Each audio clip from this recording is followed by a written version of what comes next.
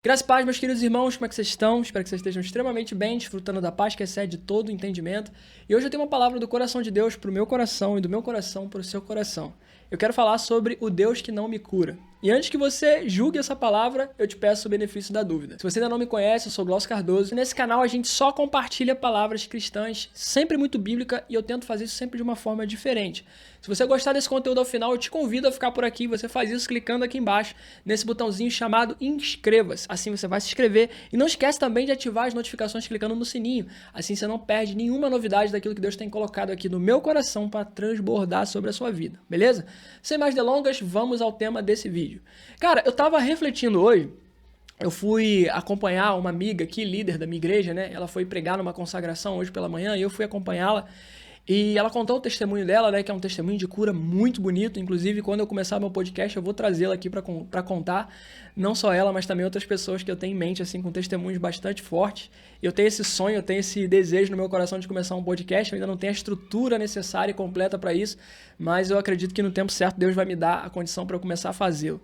Mas enquanto isso não acontece, eu quero compartilhar com vocês, porque ela contou o testemunho dela, né, que é um testemunho de cura do câncer, cara.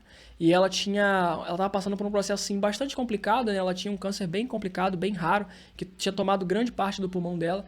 E ela recebeu a cura da parte do Senhor. E foi interessante porque, ouvindo o testemunho dela hoje, ela compartilhou com a gente lá mais uma vez, ela já tinha falado isso algumas vezes, mas só hoje me veio a ficha de que eu nunca tinha compartilhado essa mensagem com vocês, né? Uma das minhas pregações, uma das minhas primeiras pregações na igreja, assim que eu me converti e comecei a frequentar a igreja local, eu preguei sobre o Deus que não me cura, né? E essa pessoa em específico, essa irmã, amiga, líder da minha igreja, ela foi muito tocada por essa mensagem porque foi justamente no começo do processo dela. Na verdade, eu ainda nem sabia que ela estava passando por esse processo, acho que ainda nem tinha sido descoberto. Ela ainda estava nos processos de exame do câncer e tal. Isso já fazem alguns anos, né? Desde que a gente começou a caminhar juntos na mesma igreja. E quando ela falou disso hoje, eu falei, cara, essa palavra é uma palavra muito poderosa, porque eu lembro que ela nasceu no meu coração com base num testemunho que eu escutei de uma pessoa que era muito importante para mim naquela época, uma pessoa que fazia parte da minha vida. Ela recebeu um diagnóstico e era um diagnóstico de um transtorno mental, né? Era um transtorno bem complicado e esse transtorno impactava muito negativamente na vida dessa pessoa, fazia ela viver uma vida bastante perigosa, era um transtorno que fazia ela dar respostas à vida, que são respostas que naturalmente nós, pessoas que pensamos de forma natural, tipicamente assim dizendo, não pensariam em fazer. Mas por conta desse transtorno mental que ela foi diagnosticada, ela tinha essa vida um tanto quanto impulsiva e perigosa, tomando atitudes e decisões que impactavam muito negativamente na vida dela. E eu lembro que quando eu recebi, né, quando ela contou isso pra mim, que ela tinha sido diagnosticada, estava em processo de diagnóstico, eu fiquei muito angustiado, fiquei muito triste, porque essa pessoa, ela era uma pessoa muito importante pra mim. Eu tô dizendo que era, porque assim, muitas coisas aconteceram, né, tanto na minha vida quanto na dela. Não é que ela deixou de ser importante, ela ainda é importante, mas importante de uma forma diferente. Hoje ela ocupa outro lugar do meu coração, diferente do que ela ocupava naquela época. E eu lembro que eu fiquei bastante angustiado quando ela me contou sobre esse diagnóstico, porque era um diagnóstico de que não tinha cura. E eu falei assim, cara, mas é uma doença psicológica, é uma coisa que nasce na nossa mente, no nosso cérebro, e o nosso cérebro, a gente sabe que ele muitas das vezes nos engana, né? E eu falei assim, como assim isso não tem cura? Não tem uma psicoterapia, não existe um tipo de remédio, até algum tipo de, sei lá, terapia experimental, uma pseudociência, alguma coisa que, sei lá, mude o seu neurônio. Sabe, eu assim, no auge da minha arrogância, né, que achava que entendia de tudo no mundo, eu sempre fui uma pessoa muito racional e assim, um cara muito conhecedor de assuntos gerais, eu era muito assim nesse sentido. Graças a Deus o Senhor me tratou muito sobre isso ao longo desses anos. Hoje eu sou uma pessoa bem diferente, com o coração bem mais no lugar, glória a Ele. Mas naquela época eu não era assim, né? Eu achava que eu tinha resposta pra tudo. E eu fui atrás de uma resposta, cara. Olha só, eu que não tenho formação em nada, nem em psicologia, tampouco em medicina, fui atrás de uma cura. E eu lembro que eu comecei a pesquisar bastante coisa, pesquisava dali, pesquisava daqui, pesquisava dali, pesquisava daqui, e aquilo só aumentava a minha desesperança, porque quanto mais eu pesquisava soluções humanas, menos eu encontrava. E eu falei assim, cara, realmente isso não tem cura. Então essa pessoa vai ter que conviver com isso o resto da vida. E isso vai impactar a vida dessa pessoa o resto da vida dela. Por consequência, vai impactar a vida dos filhos dessa pessoa e por consequência vai impactar a minha, porque essa pessoa é muito importante para mim. Então, eu queria achar uma solução para aquilo. E eu lembro que ali, no auge da minha desesperança, né, depois de ter esgotado aquilo que eu achava ser a solução para todas as coisas, né, que eram soluções médicas, terapêuticas, paliativas, pseudociências, né, coisas nesse sentido, eu lembro que eu parei desesperançoso e falei assim, cara, agora é só lidar, porque realmente não tem cura.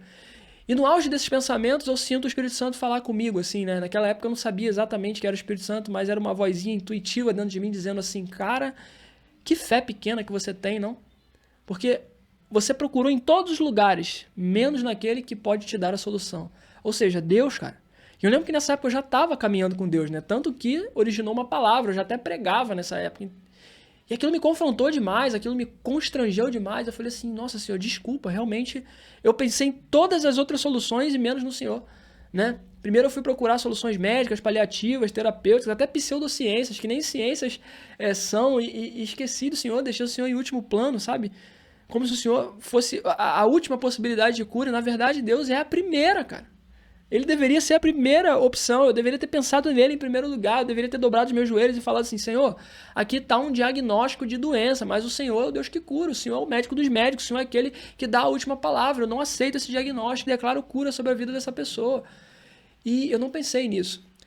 E isso originou essa mensagem, não exatamente daí, porque eu comecei a pensar em algumas outras coisas depois daí. Eu lembro que eu fiz algumas pesquisas depois de encarar a solução como sendo Deus, né? A única solução como sendo Deus.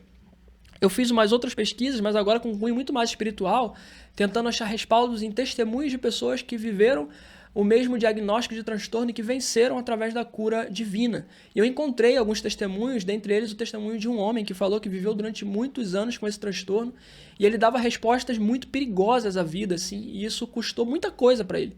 Custou família, custou relacionamento, custou empregos, custou até saídas de várias igrejas que ele não conseguia parar, contextos sociais, amizades, pessoas que passavam pela vida dele não conseguiam ficar porque não sabiam lidar com o jeito dele.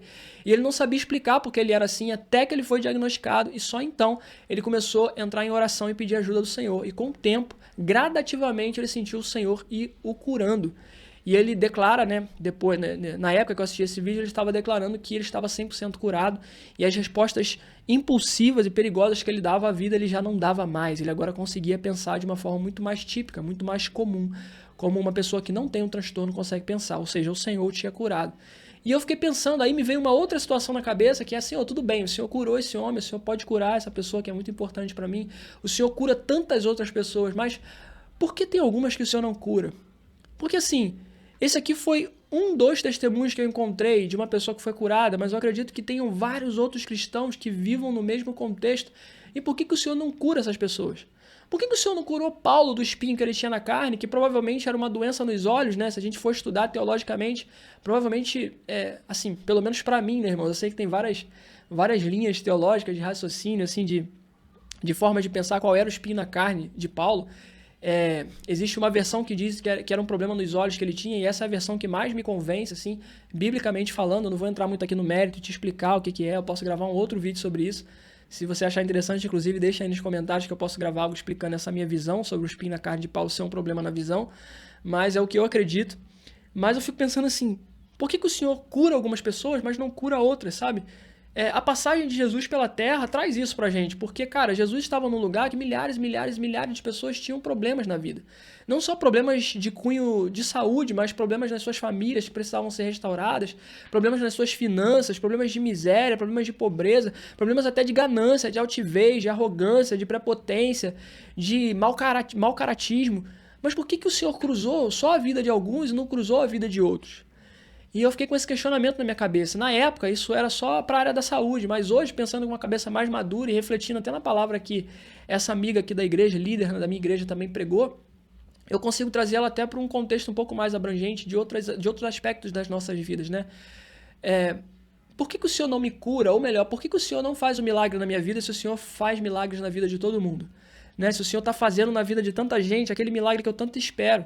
Talvez você aí do outro lado esteja esperando um milagre há muito tempo, assim como eu também estou esperando aqui desse lado, né? Tem várias coisas assim que eu peço diariamente ao Senhor, que são coisas que eu sei que são genuínas, são desejos bons, são desejos que nasceram no coração do Senhor, que Ele instituiu para nós, seres humanos, vivermos, são desejos que, se você for chamado, são latentes dentro de você, e isso é muito latente dentro de mim, e eu me questiono muito às vezes assim, pô, Senhor, por que o Senhor faz na vida de alguns e não faz na vida de outros, né? Por que na vida de um e na minha não, né? E às vezes, cara, a gente cai nessa cilada do diabo, né, cara, de se comparar com outras pessoas, dizer talvez um pensamento muito legalista e muito errado, que é aquele pensamento de, poxa, eu faço muito mais que essa pessoa, né? Eu oro mais, eu busco mais, eu tô sempre na igreja, eu sirvo na igreja, eu canto, eu prego, eu vou ao monte, eu jejuo, eu oro, eu leio a palavra, eu dou EBD, eu faço isso, eu faço aquilo.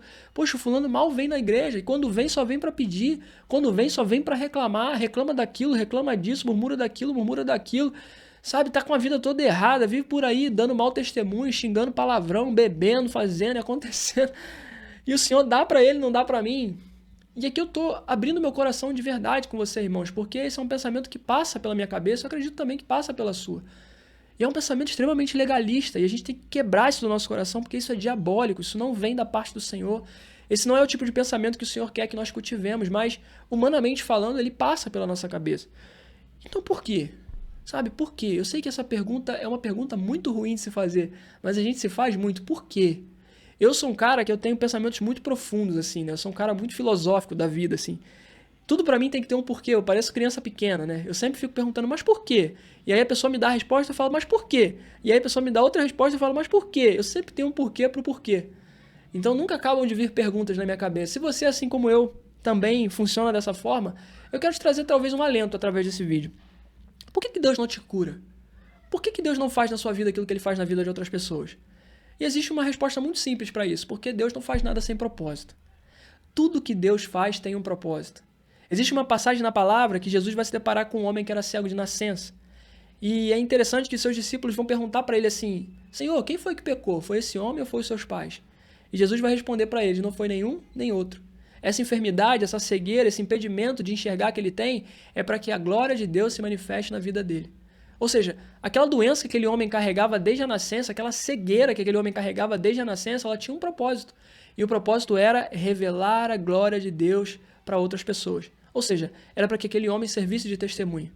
Se a gente encara outros textos da Bíblia, como por exemplo o endemoniado gadareno, que o Senhor chega naquele lugar, na região de Gadara, e ele vem completamente endemoniado por uma legião de demônios e suplica ao Senhor para que não tire dele aqueles demônios, ou que pelo menos se tirar, mande entrar nos porcos para que ele consiga continuar naquela região. E a gente vê Jesus curando aquele homem, e logo em seguida ele diz para Jesus, me deixa te seguir.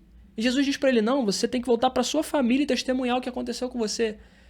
E ele diz, tudo bem, eu vou voltar. E ele volta, e ao invés dele testemunhar para a família, ele passa por toda a parte, testemunhando por toda a cidade, e vai dizer que ele testemunha e ganha uma decápolis, ou seja, uma região de 10 cidades.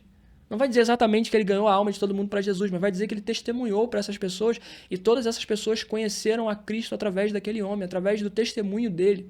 Ou seja, Jesus ter atravessado um mar tempestuoso, porque antes de Jesus chegar em Gadara, ele atravessa uma tempestade onde ele aquieta o vento e o mar. Jesus não atravessou aquele mar tempestuoso cheio de resistência à toa. Ele estava indo cumprir um propósito. A cura do endemoniado gadareno tinha um propósito. A ressuscitação de Lázaro tinha um propósito. A palavra vai dizer que Jesus recebe um telegrama de Marta e Maria dizendo, Jesus, aquele a quem você ama está doente. E elas fazem questão de apelar para o emocional de Jesus dizendo, aquele a quem você ama, o seu amigo, está doente. E Jesus fala o quê? Vou esperar mais um tempo. Como assim, cara? O cara tá doente, ele tá para morrer, vai lá e cura ele, você tem poder para isso. Jesus fala, não, eu vou esperar mais um tempo. E aí os discípulos perguntam, cara, mas o cara vai morrer. E Jesus responde para eles, o que está acontecendo com ele não é para a morte, mas sim para que a glória de Deus seja manifesta. Jesus sabia que não era uma simples cura que ia edificar a fé daquelas pessoas de Betânia, mas uma ressuscitação. A capacidade de Cristo de ser mais forte do que a própria morte, de exercer poder e domínio até sobre a própria morte. Aquela que era a maior arma do inimigo, a maior arma de Satanás, tirar a vida de alguém, Jesus veio e venceu. Então, todas as curas, todas as bênçãos, tudo que Jesus faz nos evangelhos tem um propósito.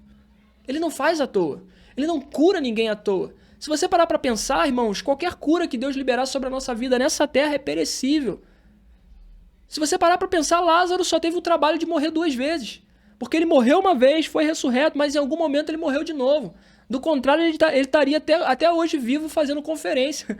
E ele não tá, ele morreu de alguma outra coisa, ele teve alguma outra doença, ele morreu de alguma outra causa, mas ele morreu de novo. Porque todo milagre que Deus nos concede nessa terra caída é perecível, tem prazo de validade, ou seja, se ele fez, se ele te curou, se ele permitiu que você continuasse aqui, se ele realizou um milagre, se ele restaurou, se ele fez alguma coisa na sua vida financeira, se ele edificou a sua vida na sua casa, na sua família, no seu trabalho, seja o que for, querido, isso é só para um propósito, e o propósito é testemunhar. Você é um exemplo para que as pessoas olhem e vejam a sua transformação, vejam o que Cristo fez na sua vida e através de você, elas possam também vir ao Pai. Aquilo que Deus faz por você é só uma isca para atrair outros a Ele. E uma vez que você entende isso, irmãos, você cura essa ferida de amargura dentro do seu coração que te faz ficar se comparando com vários e vários e vários outros irmãos. É só você entender, ei, o que Jesus está fazendo na vida daquele irmão não tem um fim nele. O que ele está fazendo na vida daquele irmão é para servir de exemplo para outros irmãos. Então, se Jesus, por exemplo, está curando um drogado, não é para aquele drogado se tornar um cara empresário, bem de vida, bem sucedido, virar um super rico e aquilo terminar nele. Não, é para que ele volte lá na boca de fumo onde ele comprava as drogas e testemunhe para outros drogados. E outras pessoas possam conhecer a Jesus. Se ele muda a vida de uma mulher adúltera, é para que aquela mulher adúltera, com seu testemunho, quebre uma legalidade de prostituição e adultério na vida de outras mulheres, na vida de outros casais, em outros casamentos. Se ele cura você de uma enfermidade, de um câncer, de um diagnóstico de uma doença mental, é para que você testemunhe, para que outras pessoas tenham fé e através do seu testemunho elas venham a Cristo. Existe uma passagem eu já falei isso aqui em algum vídeo, mas eu não estou lembrado qual, mas se eu lembrar eu vou deixar nos cards ou no final do vídeo. Lucas capítulo 5, Jesus vai se deparar com um homem leproso. E esse homem vai dizer para Jesus o seguinte: Senhor, se tu queres, tu podes me deixar limpo. E Jesus vai dizer para ele: eu quero, seja curado. Primeira coisa que esse homem entendeu, não é sobre Jesus poder ou não poder fazer. Ele entendeu que Jesus podia fazer o que Jesus quisesse, desde que ele quisesse. Então não é sobre poder ou não poder, é sobre ele querer. E por que Jesus quer? Por um motivo. Tem que ter um propósito. E Jesus vai dar uma seguinte instrução para esse homem: não conte isso a ninguém. Apenas vá e se mostre ao sacerdote, para ele comprovar que você está curado. E não esquece de levar a oferta que manda a lei de Moisés. Isso servirá de testemunho. Jesus termina dizendo isso. Isso servirá de testemunho. Jesus nos cura. Jesus nos dá bênção. Jesus faz coisas nas nossas vidas com um propósito. Então não espere que ele vá fazer uma coisa na sua vida só por capricho, querido. Deus pode te dar presentes, ele pode fazer coisas boas por você, claro que ele pode. Ele pode se mover porque ele é um pai amoroso, te dando uma coisa para te mimar, ele pode fazer se ele quiser, mas na grande maioria das vezes haverá um propósito por trás. E isso quebra esse ídolo do nosso coração de achar que a gente é tão mais importante que os outros e viver se comparando. Por que fulano ganha e eu não ganho? Há pouco tempo atrás eu perdi uma tia pro câncer de mama. A gente está no mês do Outubro Rosa e ela negligenciou a doença, não fez a parte dela, não fez o possível e o câncer acabou vencendo ela, mesmo com todo um contexto de pessoas, de famílias, de amigos orando fervorosamente para que a cura acontecesse. Deus não a quis curar. Por quê? Porque o propósito dele era recolhê-la. O propósito dele com a vida dela não era deixá-la aqui por mais tempo, o propósito dele era recolhê-la. E ele sabe o propósito pelo qual fez isso. E talvez a gente olhe para isso, querido, e olhe para tantos testemunhos como eu tenho visto em várias igrejas que eu vou, inclusive na minha própria igreja, como eu falei da menina. Cara, eu olho tanta gente sendo curada do câncer e talvez a gente pode flertar com aquele pensamento: por que não aconteceu com a minha tia? Por que ela não foi curada? E é simples. Porque o propósito de Deus para ela é diferente. Tudo é uma questão de propósito. Queridos, eu encerro esse vídeo por aqui. E eu espero de coração que ele possa edificar a sua fé e ele possa responder a esse questionamento que talvez esteja no seu coração. Por que Deus não me cura? Por que Deus não faz esse milagre na minha vida? Por que Deus não me atende? Por que Deus não faz aquilo que ele prometeu que faria? Ei, querido, espera no Senhor. Espera no Senhor. Porque aqueles que esperam no Senhor, irmãos, eles não são frustrados. Deus tem coisas boas para nós, mas as coisas que ele tem vai muito além de presentes. Presentes vãos. Presentes que passam, são passageiros. A palavra vai dizer em Tiago que tudo que é bom, tudo que é perfeito, toda boa dádiva vem dos céus, diretamente do Pai das luzes. As bênçãos do Senhor trazem alegria e não acrescentam dores. Aquilo que é de Deus é bom, querido. Ei, espera! Talvez ele não te cure, se ele não te curar, ele continua sendo Deus, mas isso também tem um propósito, assim como teve em Paulo. O espinho na carne de Paulo era para quebrar a arrogância, a altivez de Paulo. O próprio Paulo vai dizer isso. E é por isso que o Senhor Jesus diz para ele: a minha graça te basta, Paulo. Ei, a graça de Deus te basta. Bom, é isso, querido. Eu espero de verdade que esse vídeo tenha te respondido essa questão, se essa for uma questão para você. Se não for, mande para aquelas pessoas que talvez te façam muitos questionamentos com muitos porquês. Talvez esse vídeo possa ajudá-la. No mais é isso, um beijo no seu coração, que o Senhor Jesus te abençoe grandemente, você, sua casa, sua família, seu ministério, tudo aquilo que você tocar prospere segundo a vontade dele. Fique com Deus, fique com Jesus e não se esqueça, ele é o centro. Até mais, tchau, tchau.